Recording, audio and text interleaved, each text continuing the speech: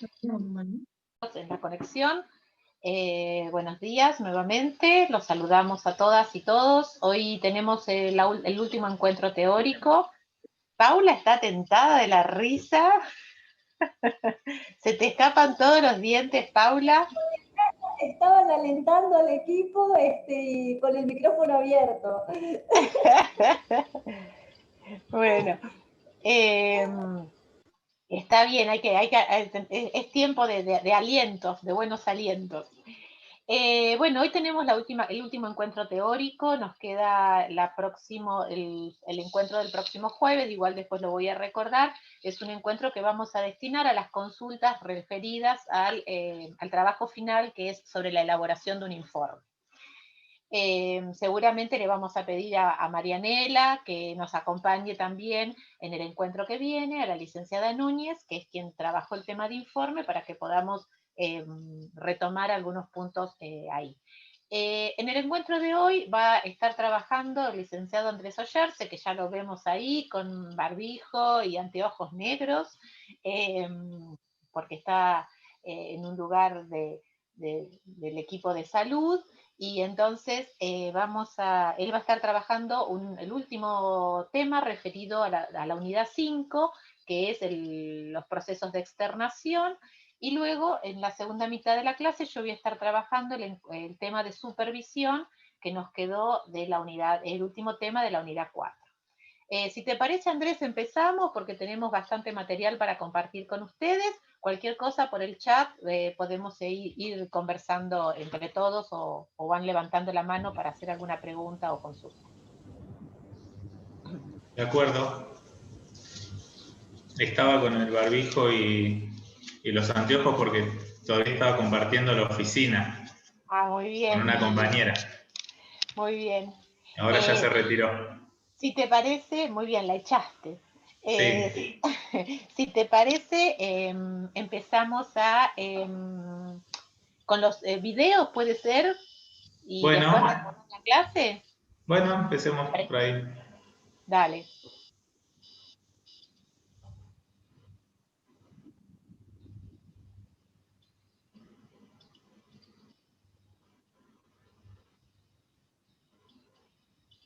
Los estamos viendo, pero no está saliendo el sonido. Se ve que no pudimos resolver toda la cuestión técnica. Pero igual yo sigo... ¿No se escucha el video? No se escucha el sonido del video. Vuelvo a intentar, igual, si no, igual va a ir como material después del encuentro, vamos a enviar los videos porque son interesantes, están muy buenos. Pruebo una vez más a ver si puedo reproducir el audio del video. Ahí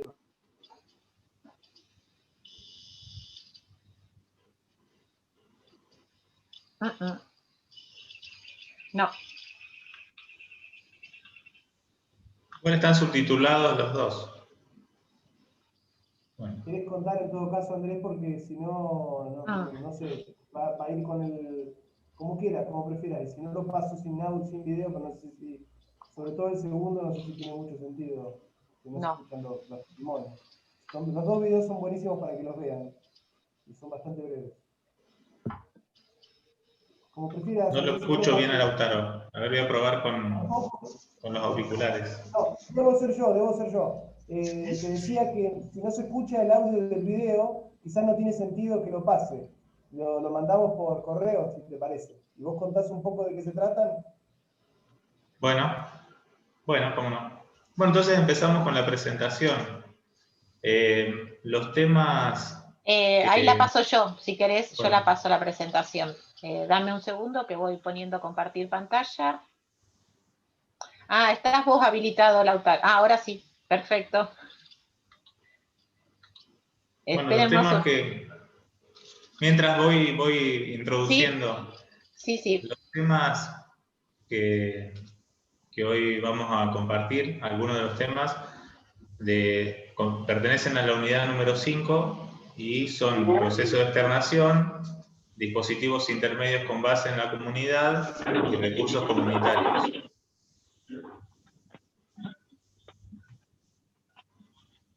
Bueno, Esos son los temas que queremos compartir hoy. Buenos días.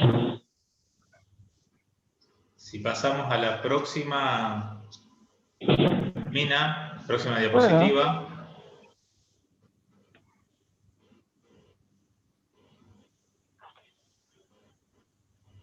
Bueno. En la próxima lo que les propongo es ubicar a este tema de la externación como parte de un continuo. Perdón, ¿se está viendo?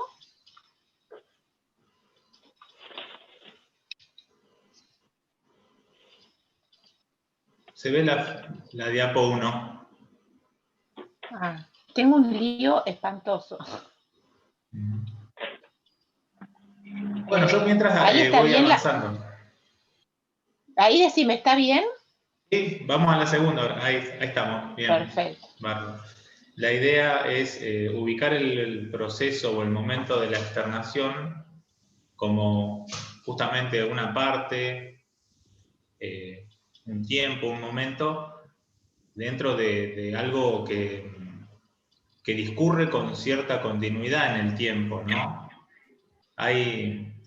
Los invitaba a identificar que la externación puede ser un momento dentro de todo un proceso terapéutico, ¿no? Una persona que transcurre su vida cotidiana, en algún momento puede atravesar una situación de crisis, un desmejoramiento de su salud mental que lleva a que esté internado, ¿verdad?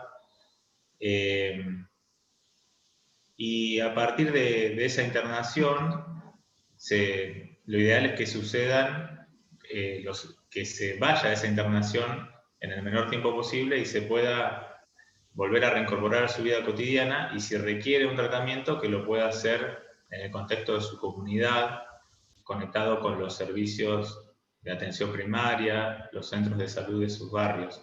La diapo 2, la anterior, Lili, por favor. Ahí voy. Hay personas, digo, en ese continuo de transitar la vida en su comunidad, con su familia o sus allegados, con sus actividades. A veces algunas personas requieren de una internación y después no necesariamente reciben un tratamiento ambulatorio o un abordaje comunitario. Por eso en la imagen les planteo esta separación con algunos puntitos, pero no es que una cosa sucede a la otra. A veces funcionan de distinta manera y personas tal vez nunca necesitan estar internados, solamente en algún momento requieren algún tipo de consulta ambulatoria en un centro de salud. Pero bueno, el tema que tenemos que profundizar un poco es el de la externación, y mucho del material académico que hay y mucho de lo que se ocupa la Ley Nacional de Salud Mental es de las externaciones que se requieren cuando las personas atravesaron muchos años de internación en hospitales monovalentes, ¿sí? En esas situaciones lo que debería ser una intervención terapéutica, ¿no? La internación con el objeto tal vez de compensar una situación aguda, se transforma por su extensión en el tiempo, se transforma en algo iatrogénico, algo que lo perjudica a la persona que está internada, y que la perjudica mediante justamente esta cronificación del vivir en una institución, y también la perjudica en el sentido de que va progresivamente afectando su vínculo con la comunidad de la que proviene, ¿no? Va cortando o fragilizando los vínculos, las relaciones con las personas, la pertenencia a una comunidad.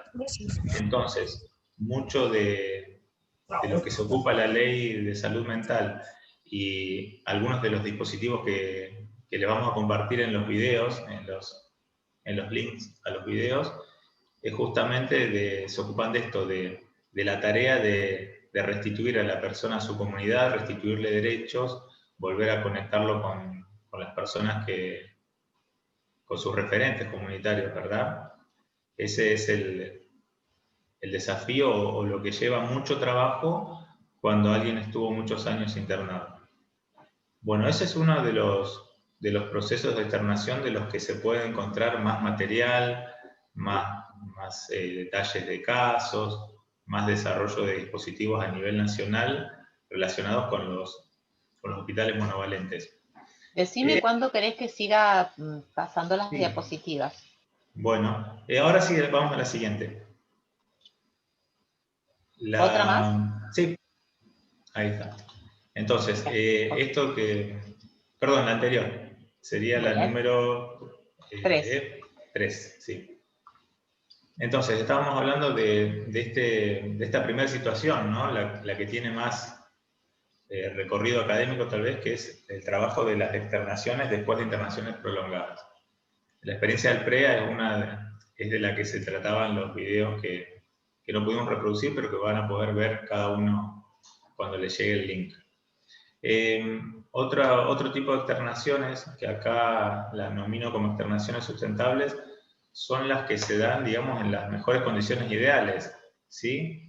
Donde después de este tipo de intervención terapéutica de internación, se pueden ir, antes de salir del hospital, se pueden ir conectando, ¿no?, a las personas, a los usuarios, con los servicios de salud que necesiten cuando salgan de alta, y no solamente con los servicios de salud, sino con otro tipo de recursos locales, familiares o de allegados que van a necesitar para cuando vuelvan, ¿no?, a su comunidad, a su barrio de origen.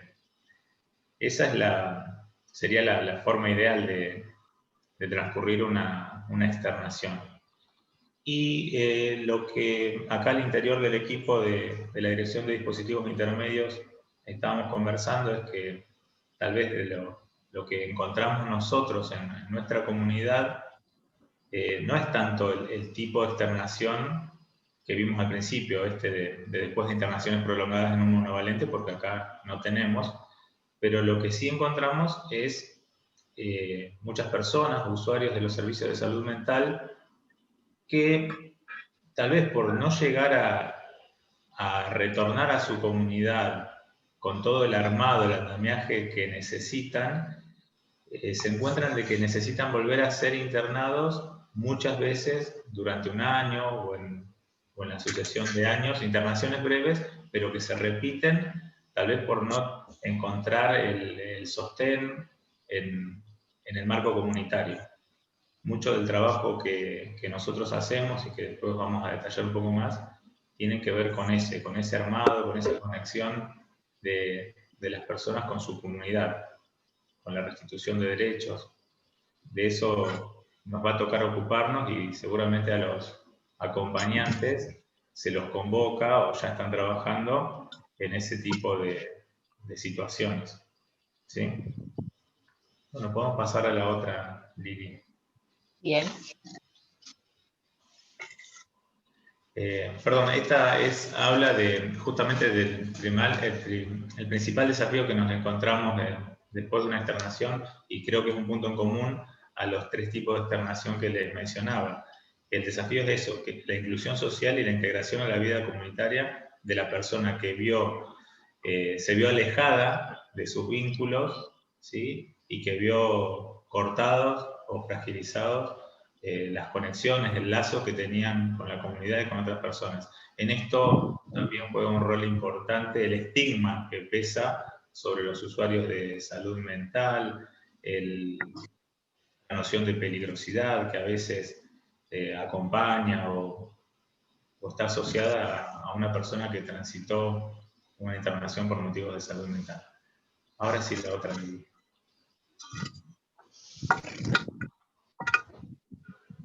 Acá lo que les propongo es una breve definición de dispositivo, ¿sí? Ya que estamos hablando de dispositivos intermedios. Esta definición, que es de Foucault, habla que en un dispositivo se combinan un conjunto de elementos como discursos, instituciones, instalaciones arquitectónicas, leyes, para responder a una urgencia, ¿sí?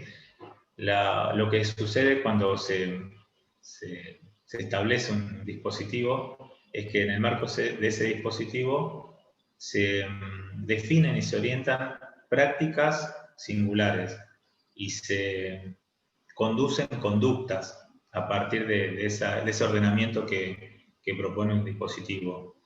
Nosotros entendemos que la salud mental, y esto en consonancia con la ley nacional, se genera y discurre en el marco del vínculo con otros y con el entorno que nos rodea. Tiene que ver también con los grupos sociales de pertenencia, con la familia, con la comunidad y con la sociedad en la que vivimos.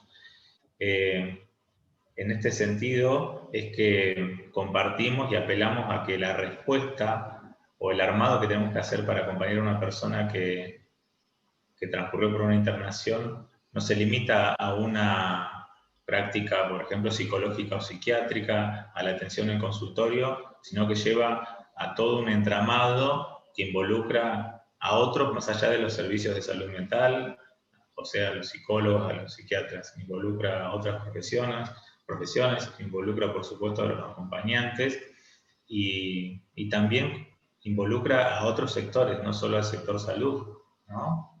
Desde educación, cultura, por supuesto que también tiene un peso muy importante la seguridad social, ¿no? Todos los dispositivos de inclusión social.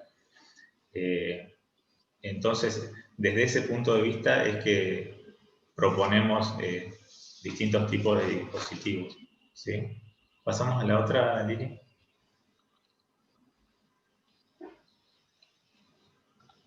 Esta diapositiva es una forma de presentar y definir la dirección de dispositivos intermedios de equipos centrales en la que trabajamos. Esta dirección es de relativamente reciente creación y tiene la intención de funcionar como un puente, ¿sí?, entre los cuidados del sistema de salud y la comunidad, e incluye dentro de sus prestaciones, dentro del trabajo que hacemos, a dispositivos habitacionales, abordajes territoriales, ¿sí?, en equipo que conformamos acá, dependemos de la subsecretaría, incluye los acompañamientos terapéuticos, por supuesto, y talleres, ¿sí? Está Soledad participando, que es justamente la referente de los talleres. Como una definición sintética del objetivo principal de nuestro trabajo, les propongo esta que está en la filmina y que consiste en que queremos facilitarle a las personas que atraviesan un padecimiento mental la posibilidad de consolidar un proyecto de vida autónomo participando en los intercambios materiales y sociales en su comunidad. ¿Sí? ¿Seguimos, Lili? Sí. Por ahí algo antes de pasar a este recorte de algunos artículos de la Ley de Salud Mental, algo que quería resaltar es que, aunque existe, por suerte, esta dirección de dispositivos intermedios, eso no significa que todo dispositivo intermedio que puede colaborar con la situación de un usuario de salud mental dependa de esta dirección o de la Subsecretaría de Salud Mental.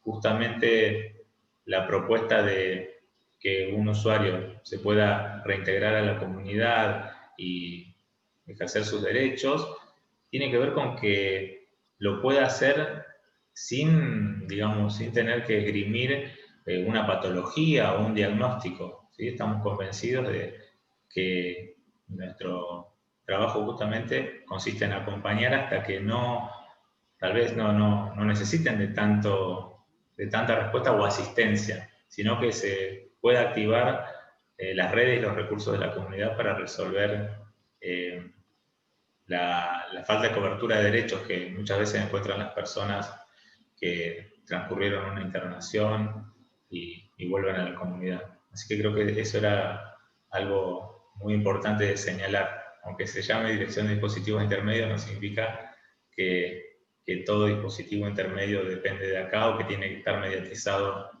por el sector salud.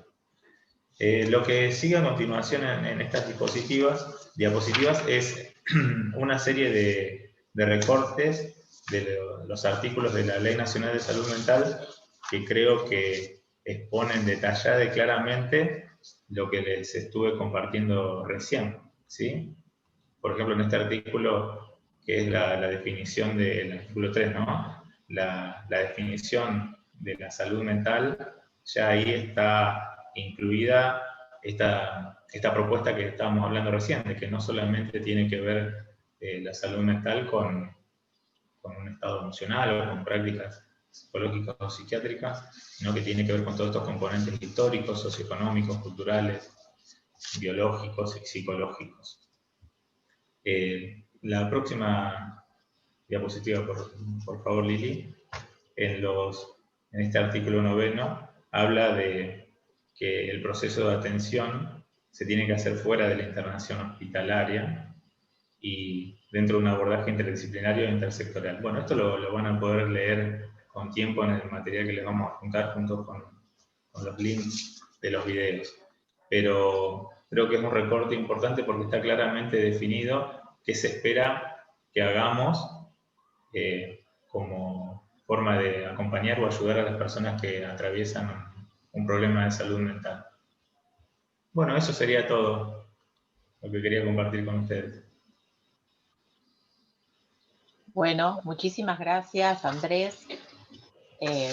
Disculpen al principio que tenía que familiarizarme con esto de compartir la pantalla y demás. Bueno, si les parece, dejamos las preguntas para el final, tanto para Andrés como del tema que voy a dar yo, y voy a poner compartir pantalla para poder compartir con ustedes, valga la redundancia, el PowerPoint, que necesitaría que me digan si lo están viendo bien, por favor.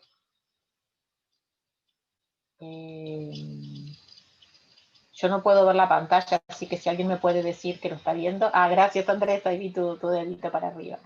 Bueno, no hace mucho que no doy clases con Power, pero me doy cuenta que por la característica del encuentro y demás, bueno, se hace como un poco más ordenada la clase, así que volví al viejo y querido PowerPoint. El tema de la unidad 4 es la supervisión, un espacio que nosotras hemos venido compartiendo desde este año y que también es un recurso que ha puesto a disposición de los acompañantes terapéuticos la Dirección de Dispositivos Intermedios, y que es un recurso destinado a acompañar el proceso que ustedes desarrollan con los usuarios y que lo comenzamos a desarrollar a partir del ASPO, del aislamiento social preventivo obligatorio que se dictó sobre finales de marzo, y viendo que algunos de los acompañamientos empezaban a tener en ese momento algunas modificaciones en los encuadres y en las formas en que se venían dando, nos pareció que era importante poner este recurso a disposición. ¿Qué es la supervisión? En el material que se les envió en la unidad 4 que dictó el equipo de dispositivos intermedios, que es un material, que es un manual para acompañantes terapéuticos que viene de la Fundación Sisteres, dice en uno de los capítulos que la supervisión es un espacio de sostén del profesional, una instancia para poder observar al paciente, poder autoobservarse como acompañante terapéutico, permite trazar los lineamientos por los cuales circulará el tratamiento, detectando los avances, los retrocesos, las interrupciones.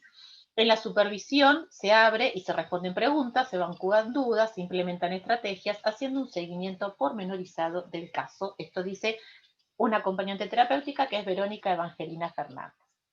Yo entiendo, y esta es una definición que armé a los fines de esta clase, que se trata de un espacio donde se puede ubicar diferentes cuestiones clínicas en torno a las subjetividades, en plural, en juego, relativas al acompañante terapéutico en su relación con un usuario en algún momento particular de la vida de ese usuario y también en algún momento particular de la trayectoria del acompañamiento. ¿Por qué supervisar? Parte de estas respuestas las vamos a ir encontrando en en clases anteriores. Como ustedes vieron, creo que fue con Silvia Resniski, también lo volvieron a ver con Susana Curas de Mauer. Acompañar es un encuentro de sujetos. El acompañamiento es un encuentro entre dos sujetos, mínimamente. ¿Por qué? Porque nuestros usuarios no son objetos de nuestras intervenciones, sino que son sujetos a los cuales van destinadas nuestras intervenciones.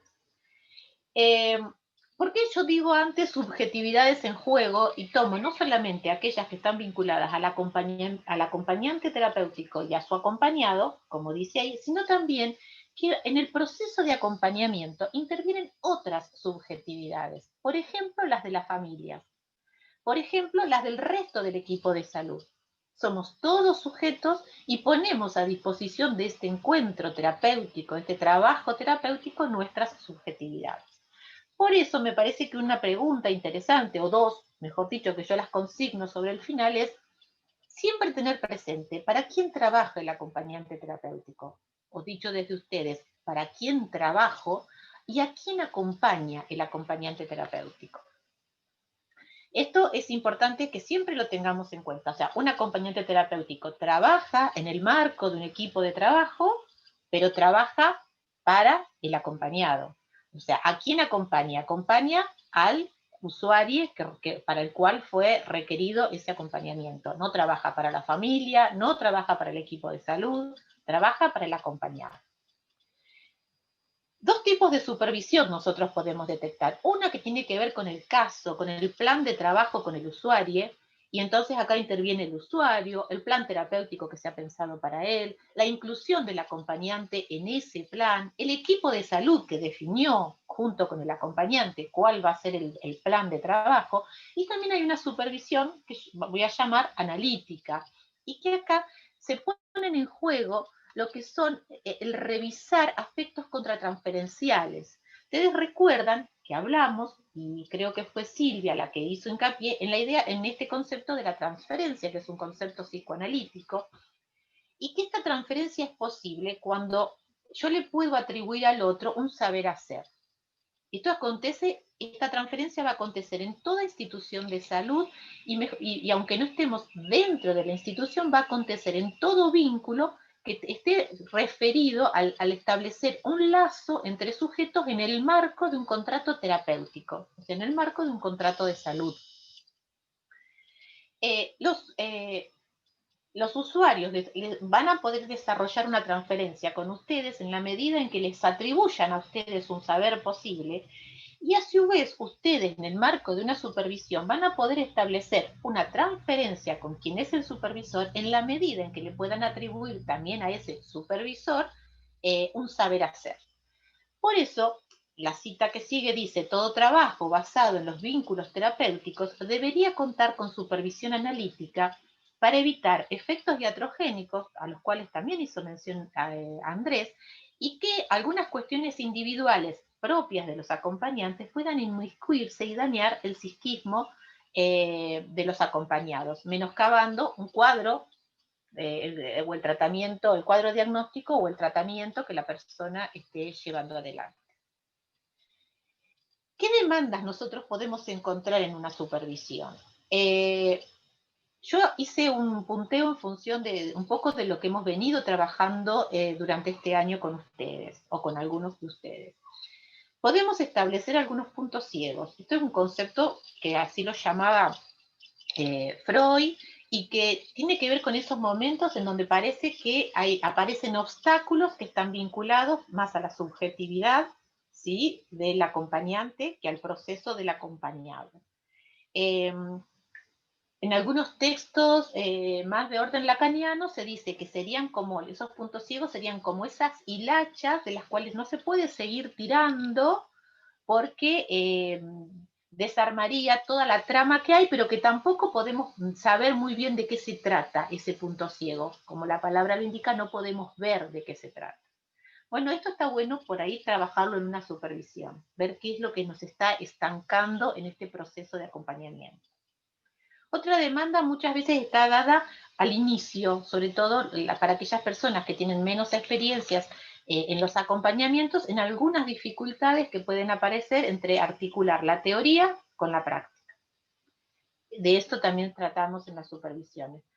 Otra es la dificultad para ubicar ese saber hacer con el usuario en particular, ese saber hacer que nosotros dijimos, bueno, el usuario debe atribuir al acompañante un saber hacer, pero muchas veces el acompañante no sabe cómo desarrollar ese saber hacer propio en relación a ese acompañante o usuario en particular.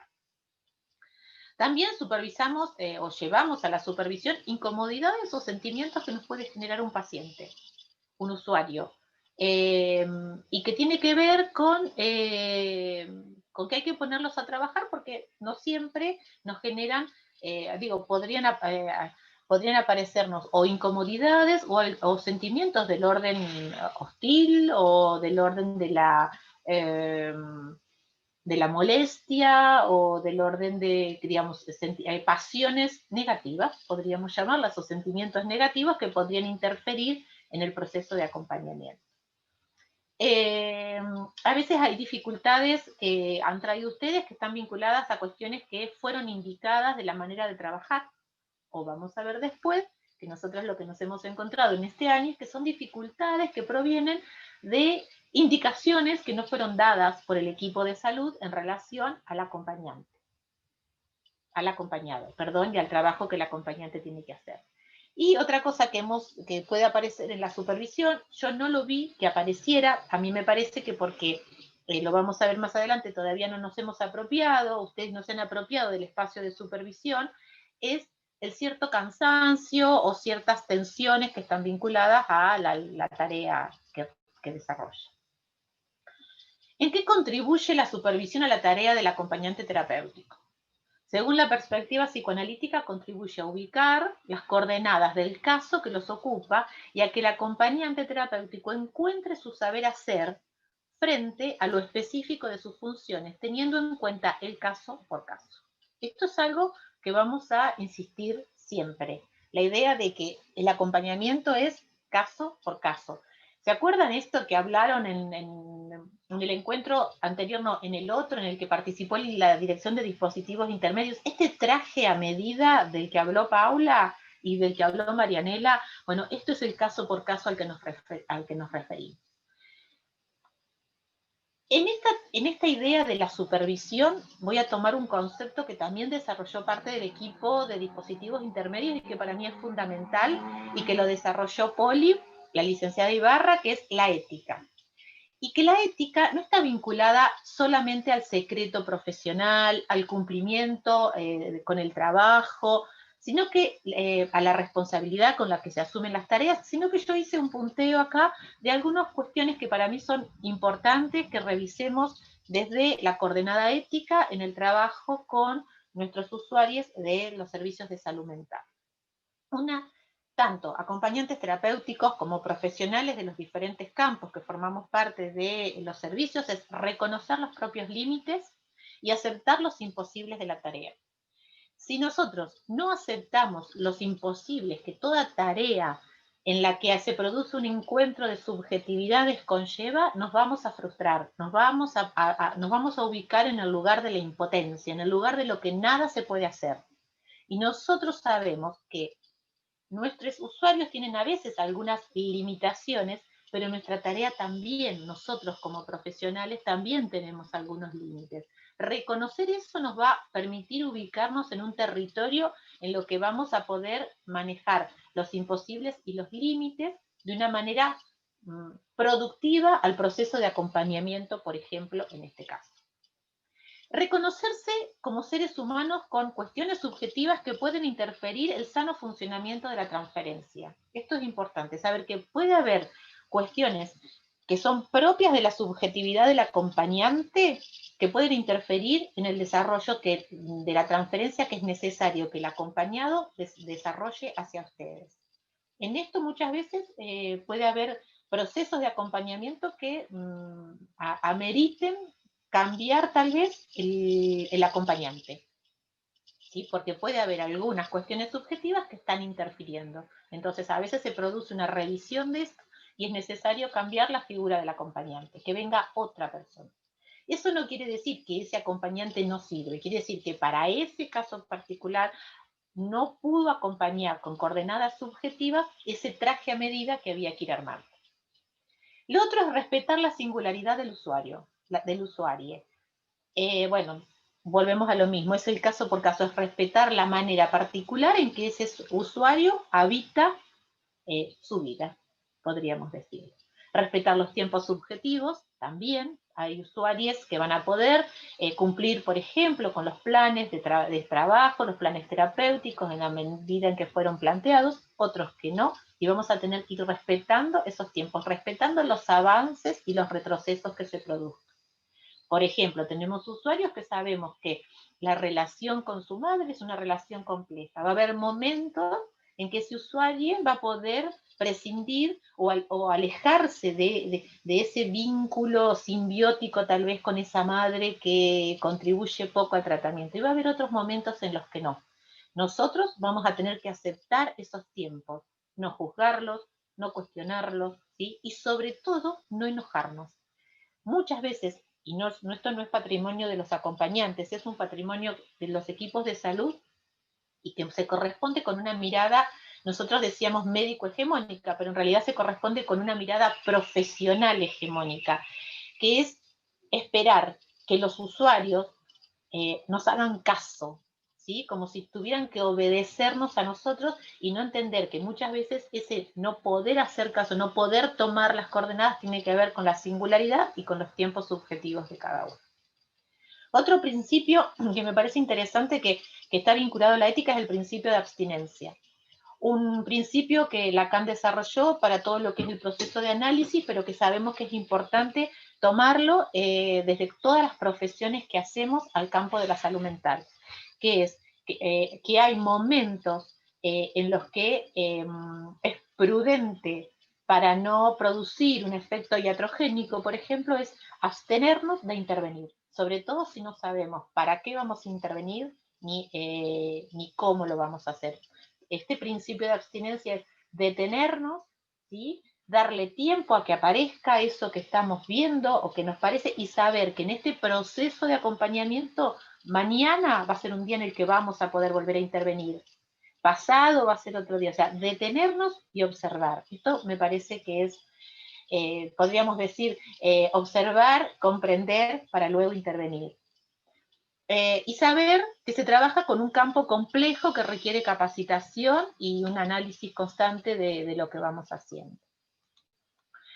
En el 2020 nosotros generamos un espacio de supervisión grupal e individual cuya idea fue esto, fue ubicar coordenadas subjetivas de los acompañantes terapéuticos que eran generadas por este tiempo pandémico, por eso se acuerdan que lo había dicho, que nos permita repensar su relación con la tarea de acompañar en tiempos de limitaciones sociales, revisar las cuestiones transferenciales y contratransferenciales que se ponían en juego, las responsabilidades y límites de la tarea del acompañante, bueno, que es un poco lo que a ustedes les llegó en la propuesta de sumarse a este espacio que la Dirección de Dispositivos Intermedios ponía a disposición de ustedes.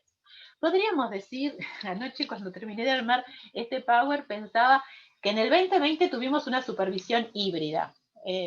No lo digan, en ningún texto van a encontrar supervisión híbrida.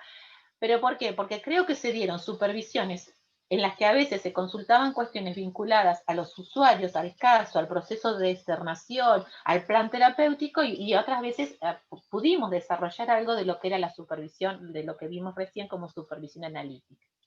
¿Por qué se daba esto? Bueno, acá hay un punteo. Para mí se dio esto durante el 2020 porque primero hay una falta de inserción en los planes terapéuticos y de externación de los acompañantes.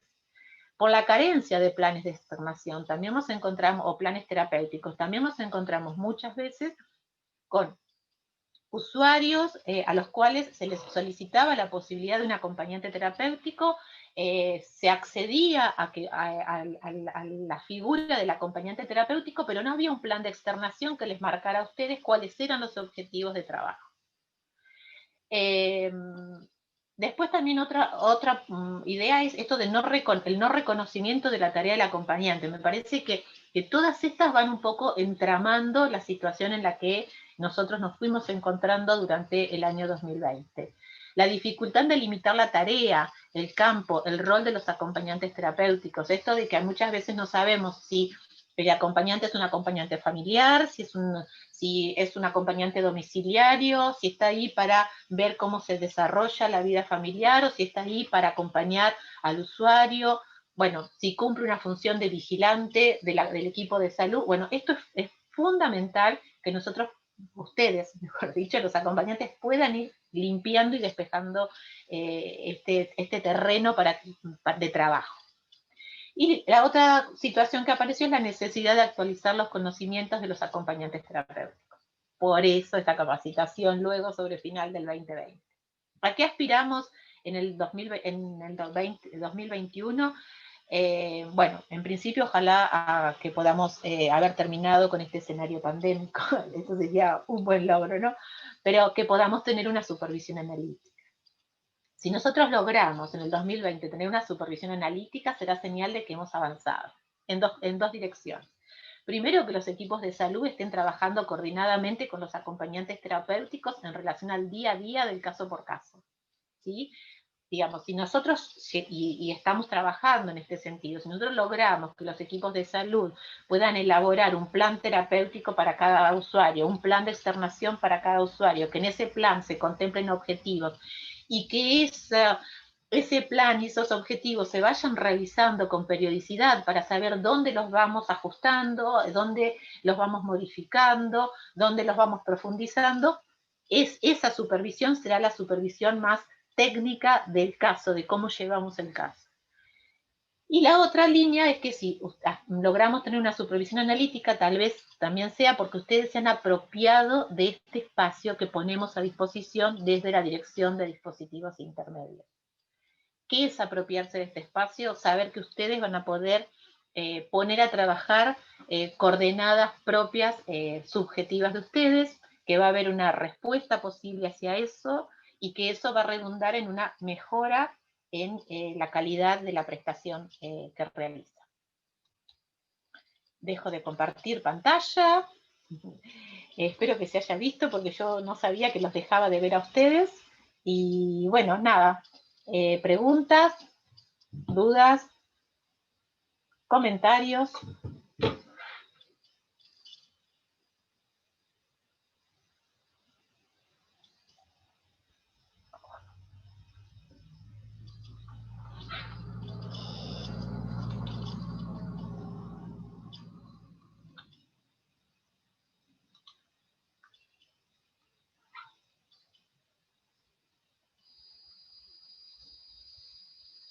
Bueno, me parece que los dejamos mudos, Andrés. Sí, no, por ahí a mí de lo que estabas comentando, Lili, me resultó muy interesante hablar del principio de abstinencia y del respeto de la singularidad, de la voluntad de los usuarios de salud mental, porque a veces sucede que damos por descontado que van a estar de acuerdo con las propuestas que nosotros tengamos para ellos, ya sea una psicoterapia, una entrevista en el domicilio, un acompañamiento. Damos por descontado que lo necesita y lo desea y lo acepta, y no siempre es así, o no siempre quiere esa entrevista o con ese profesional o con ese acompañamiento o en ese lugar.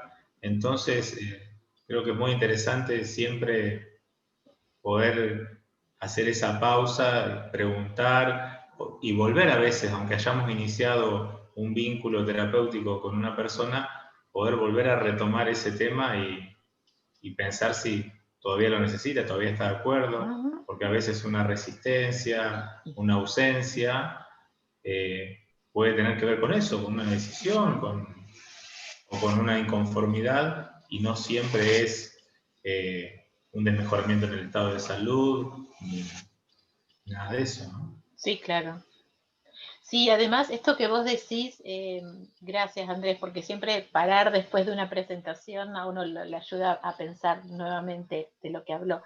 Esto que vos decís, Andrés, también me lleva a pensar en esto que hablamos de tener en claro cuál es el rol, que no es una cuestión, digo, no es una cuestión solamente de buena voluntad, que hay que formarse, y que tampoco están ahí los acompañantes como un amigo o como un familiar. Digo, hay coordenadas específicas que delimitan la tarea, y que tenemos que siempre estar atentos a eso. No alcanza con solamente pararnos al lado de un usuario o de una usuaria. Digo, hay que saber para qué estamos ahí y eso tiene que estar permanentemente pasando por nuestra cabeza, ¿no? Permanentemente revisándose. Claro, algo de eso habíamos hablado cuando hablábamos de los equipos interdisciplinarios y de que la pertenencia a un equipo interdisciplinario es lo que nos justifica nuestra presencia y nuestra actividad ahí, y si nuestra presencia, nuestra intervención se tuviera que ajustar, quitar o cambiar, tiene que ver con eso, con un abordaje terapéutico y no con algo personal. Está bueno por ahí que los acompañantes también lo tengan presente y como vos decías, tal vez que un usuario o una usuaria no acepte, se resista, no venga, no participe, no produzca, no tiene que ver necesariamente con que haya una cuestión personal con el acompañante, sino que tal vez hay ajustes por hacer con todo el plan de trabajo. Y está bueno contar con estos espacios de supervisión y con el contacto con los equipos tratantes para poder hablar de esas cosas.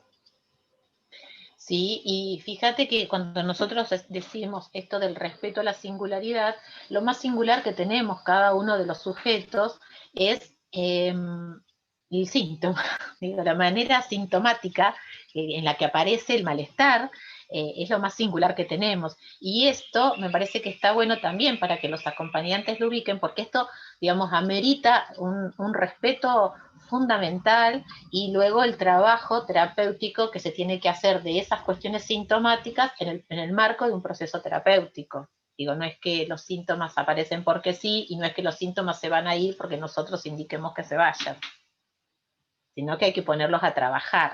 Y entonces en eso también es dejar que aparezcan y ver qué sucede con eso. Así es.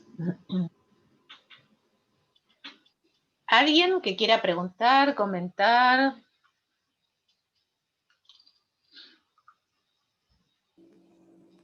Sí, a mí me gustó mucho la clase. Bueno, si bien fueron dos temas distintos y a la vez no, bueno, también como que surgen un montón de líneas como para pensar. Una, bueno, la propuesta de la supervisión, bueno, es como innovadora en este año, bien dijo Liliana, bueno, fue algo pensado que ella también diagramó y construyó, digamos, en este año y que es una apuesta también como para ofrecer algunos paréntesis para pensar en la tarea. Y pensaba que en algunas cuestiones, bueno, hay cosas que nos atraviesan al equipo en general, ¿no? No solamente a los acompañantes. Bueno, los principios de la abstinencia, digamos, algunas situaciones respecto a los encuadres, bueno, hay cosas que nos atraviesan a todos, y bueno, en este sentido, ocupando un lugar, una oferta desde el sistema público también, es muy importante también esto de dejarse tomar por los usuarios en lo que ellos nos habiliten, y también a veces en algunos momentos se puede poner en juego el dejarse soltar, ¿no? Por ese usuario, ¿no? Porque en algún momento dado, como decía, no necesita más de nuestra colaboración, y a veces eso también pone en juego trabajar con nosotros mismos, digamos, algunas cuestiones que tienen que ver con, bueno, yo he trabajado también mucho con acompañantes, inclusive mismo en desarrollo social, ahora en salud, en lo privado también, ¿no? Y bueno, muy interesante la tarea, cuando se puede articular, la verdad que es maravilloso, cuando se puede articular con el equipo. Y a veces en los equipos, digo, hablo en general de los equipos, no puntualmente de acompañantes, se pone como en juego alguna situación respecto bueno, tener como cierto patrimonio sobre la palabra del usuario, ¿no? Usuaria. Esto, digamos, si hay un equipo que realmente como que está funcionando y que digo, esto va a ir en algunos casos mutando, rotando. Digo, a veces hay usuarios que, no sé, atraviesan, no sé, un enojo con un acompañante, con un psicólogo, con un trabajador social, y uno utiliza estrategias de equipo como para jugar distintos roles. Digo, a cada uno de nosotros, los usuarias nos ponen en un lugar determinado. Entonces, bueno, lo lindo, lo interesante y el desafío es también hacer jugar esos roles dentro de un equipo, ¿no? Eso está bueno. Gracias, Paula. Lili, no sé si la vez siguiente les consulto, Sí. y si además de las preguntas por ahí se va a poder como hacer algún cierre, quizás eso la vez siguiente, ¿verdad? ¿No? Como que... Mira, sí, nosotros pensábamos cerrar, esta es la última clase teórica, la próxima clase queda para volver a trabajar sobre algunas coordenadas para el trabajo final, y además decirles que vamos a estar enviando después de la clase del próximo encuentro, que es el jueves que viene, un formulario similar al formulario que completaron de inscripción, que va a ser un formulario para evaluación de lo que ha sido esta capacitación. Va a ser enviado como formulario para que sea anónimo y nosotros no sepamos quién es la persona que responde, y ustedes se sientan con la absoluta libertad de hacer una evaluación de este proceso de capacitación que hemos llevado adelante, de los materiales, y que esto nos sirva para pensar la oferta de capacitación que podamos brindar el año que viene, porque estaría bueno que esto pudiera sostenerse como un plan de actualización permanente y ir tocando determinados temas que vayan siendo de interés de la dirección de dispositivos intermedios y también de la necesidad de ustedes como acompañantes terapéuticos. Así que sí, los invitamos a que el jueves que viene volvamos a encontrarnos para hacer un cierre, una evaluación nuestra, que la podemos hacer en general así, y también trabajar sobre lo que es el informe final para poder acreditar el curso. Aquellas personas, aquellos acompañantes que todavía no nos hayan enviado el certificado que acredita su formación como acompañantes terapéuticos, necesitamos que nos lo envíen en una foto que saquen con el celular, con eso alcanza, pero es a la hora de poder confeccionar los certificados de aprobación de este curso. Por lo demás, creo que nada más. Si tienen ganas, el que pueda y esté en condiciones, habilitamos las pantallas y hacemos una captura de pantalla para poder subirlo después a las redes de la subsecretaría como parte del encuentro que llevamos adelante en el día de hoy. Por mi parte, muchísimas gracias, seguimos en contacto y nos vemos el jueves que viene. Voy haciendo una capturita de pantalla. Sonrían, sonrían.